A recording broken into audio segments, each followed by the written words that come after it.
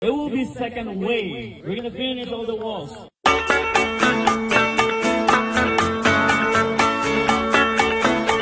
Welcome to Tanaw Burgos Mural Painting Inauguration.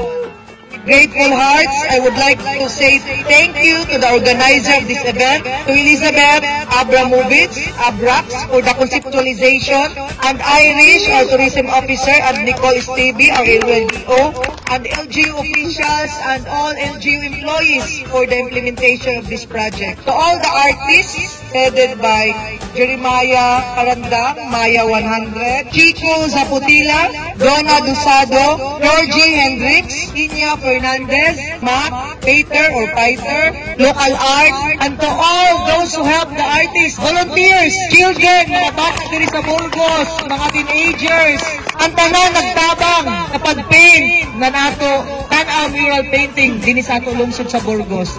Thank you so much for making this event a success. All the sponsors, ladies. My name is Maya, aka Maya 100. Kausap ko, or I get to talk to the people. We ask them, what this mural makes you feel now? They said, it's alive.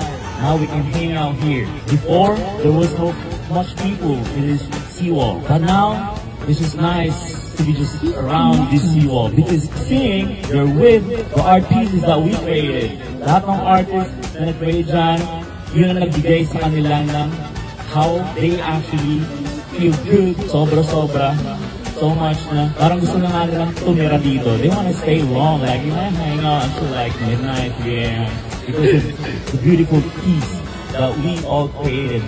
As long as the community will take care of this wall, there will be second wave. We're gonna finish all the walls. So that's not a promise, but it's a possibility. As long as we do good and as long as we take care of these masterpieces on the walls. Para sa inyo po lahat yan. Mahal po namin kayo mga taga Burgos! Burgos! So, Marvelous Burgos! So maraming salamat po and good afternoon.